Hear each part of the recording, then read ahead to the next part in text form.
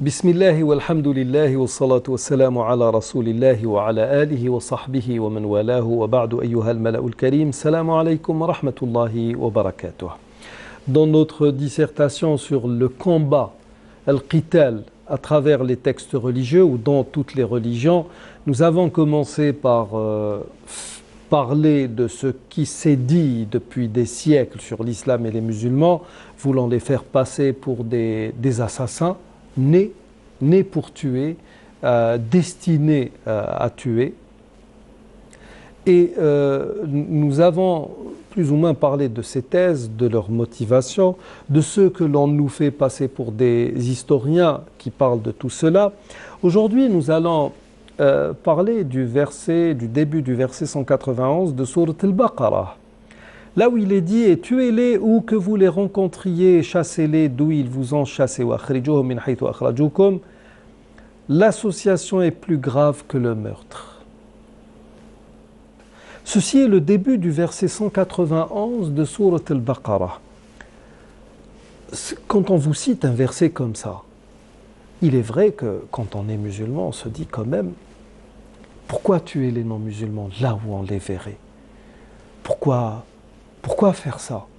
Mais beaucoup de nos musulmans, vous savez, je rencontre des gens dans la rue qui viennent me dire « C'est un verset quand même qui est assez difficile. » Oui, c'est vrai, parce que vous ne connaissez rien à l'exégèse de ce verset. N'oubliez pas qu'il est dit « Wa akhrijuhum min haythu akhrajukum » sortez-les ou chassez-les de là où ils vous ont chassé. Ça veut dire que cette injonction, elle est destinée à faire un contre, à réparer un tort qui a été, ou un préjudice qui a été causé par des non-musulmans. Tous ceux, en tout cas les orientalistes et même ces pseudo-musulmans, caisse de résonance des médias occidentaux qui sont dans nos pays, qui passent leur temps justement à mettre le doigt sur ces problèmes, entre guillemets, ou sur ces versets qui posent problème, oublient de lire ce qui précède ce verset et ce qui va suivre ce verset. Le verset 190 nous dit « Combattez dans le sentier de Dieu ceux qui vous combattent et ne transgressez pas, certes Dieu n'aime pas les transgresseurs. » وَقَاتِلُوا فِي سَبِيلِ اللَّهِ الَّذِينَ يُقَاتِلُونَكُمْ وَلَا تَعْتَدُوا إِنَّ اللَّهَ لَا يُحِبُّ الْمُعْتَدِينَ. D'accord.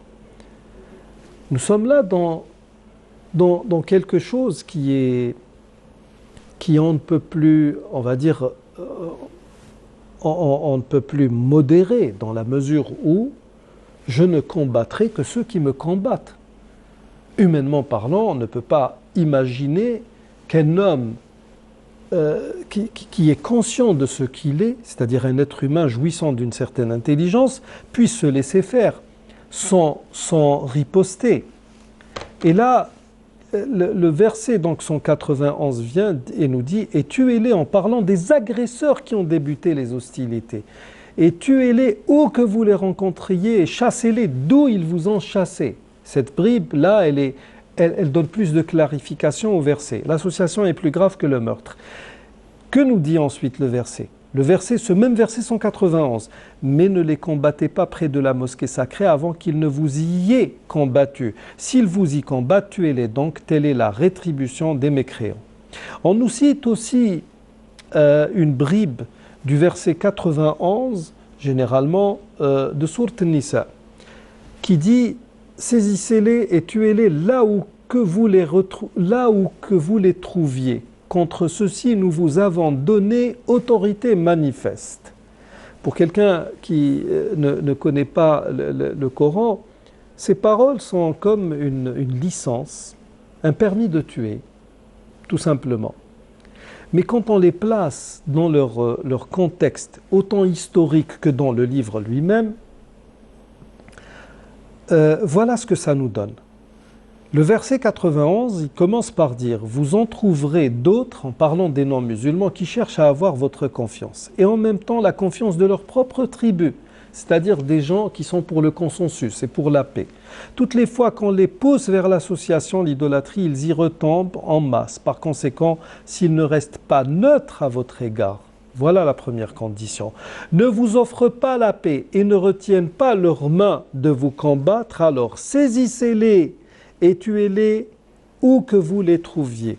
Contre ceux-ci, nous vous avons donné autorité manifeste, c'est-à-dire contre des gens qui ne sont pas neutres, qui ne sont pas pour la paix, qui ne nous offrent pas la paix et qui, de plus, vont adhérer à des politiques ou à des guerres qui sont menées contre nous, les musulmans.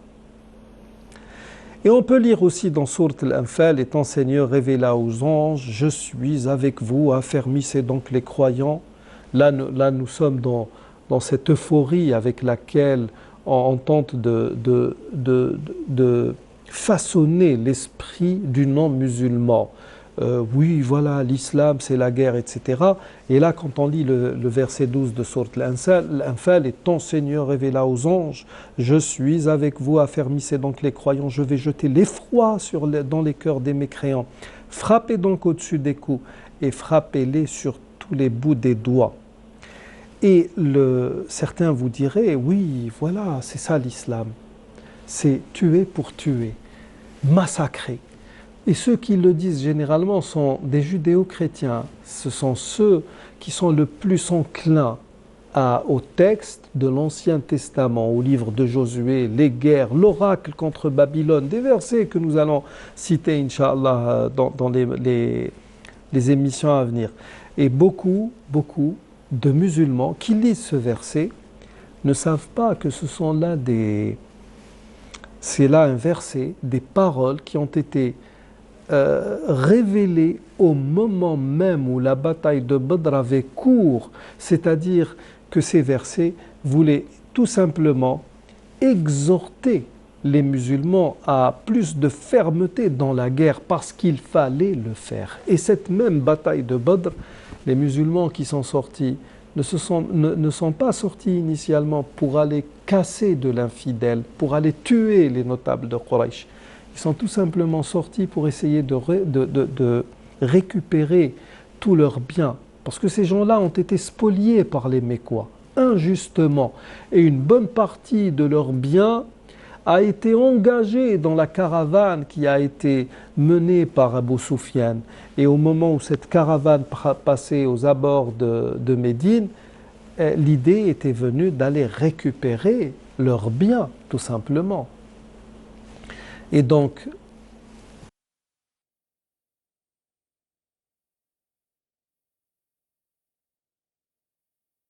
بسم الله الرحمن الرحيم إن الصلاة كانت على المؤمنين كتابا موقوتا صدق الله العظيم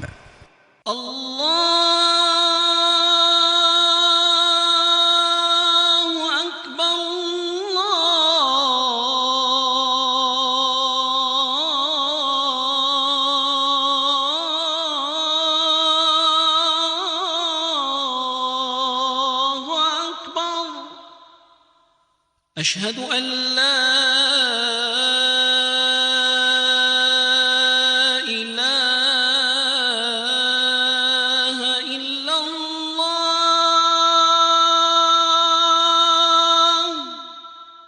أشهد أن لا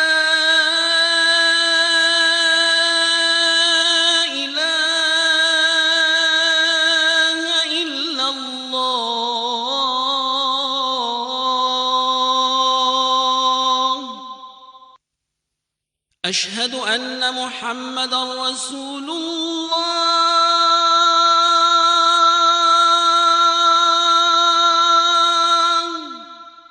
أشهد أن محمدًا رسول الله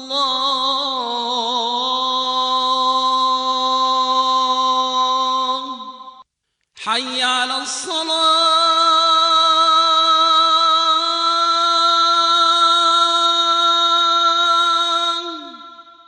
حي على الصلاة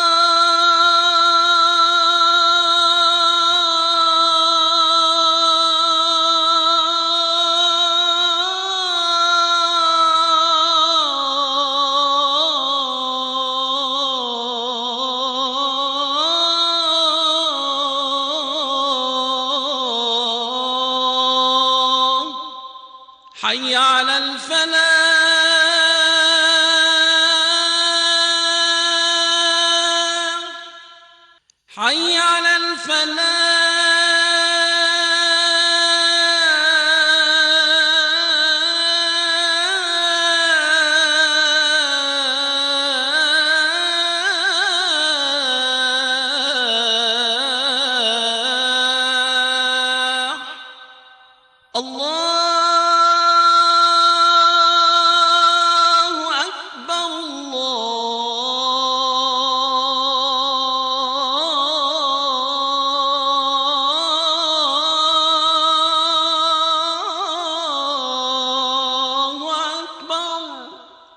لا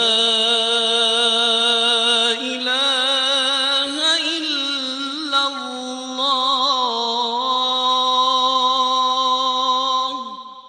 اللهم رب هذه الدعوة التامة والصلاة القائمة آت محمدا الوسيلة والفضيلة والدرجة الرفيعة وابعثه اللهم مقاما محمودا الذي وعدته.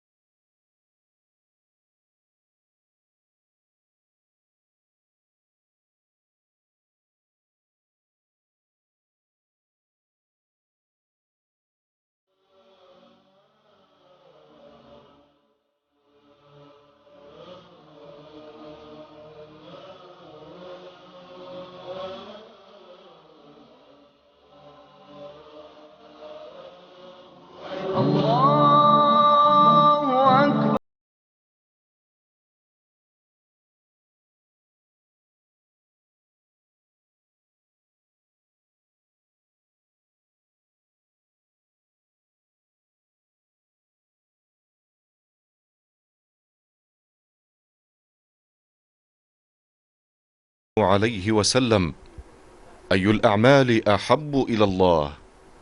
قال: الصلاة على وقتها. رواه البخاري.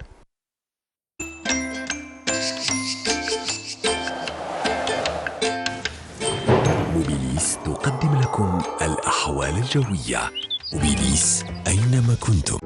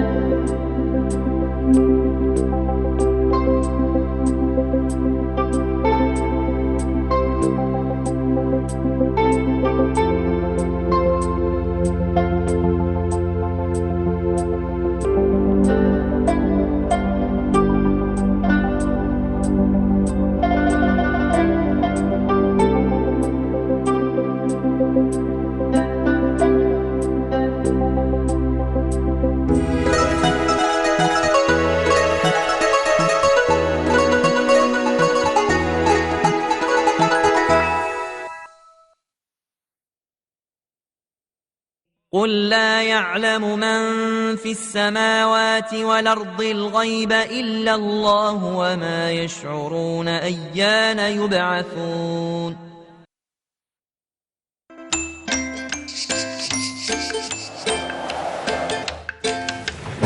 موبيليس قدمت لكم الأحوال الجوية. موبيليس أينما كنتم.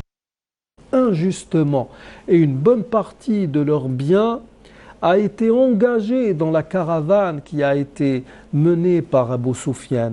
Et au moment où cette caravane passait aux abords de Médine, l'idée était venue d'aller récupérer leurs biens, tout simplement.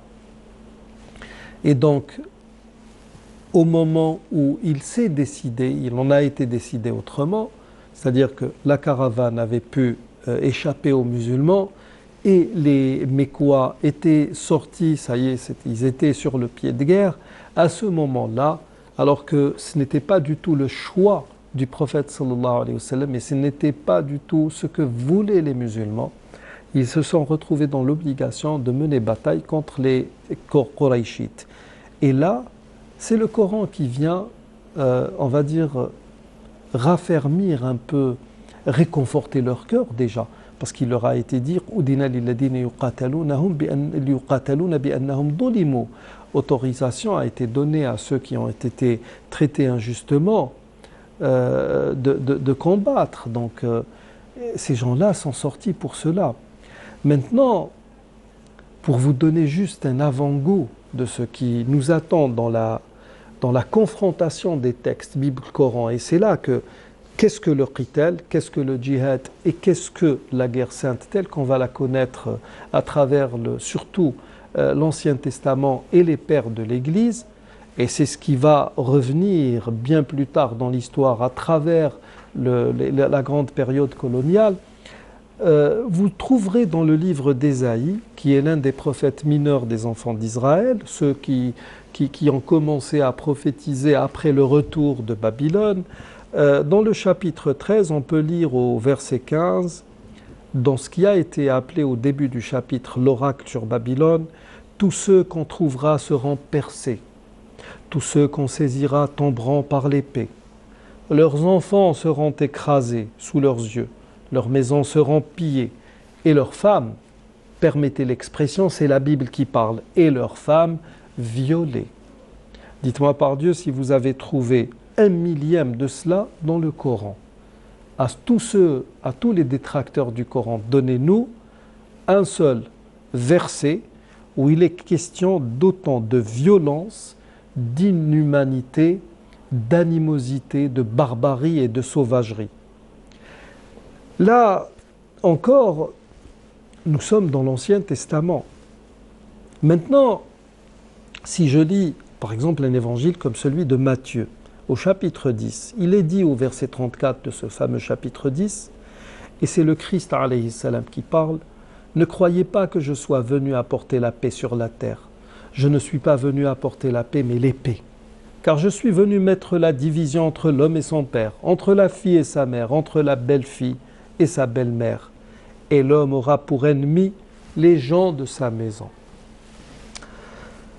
Ce verset pourrait être pris pour un musulman comme étant l'annonce ou le titre, un titre marquant ou dénotant l'animosité et la sauvagerie, la barbarie qui animait Jésus alayhi salam.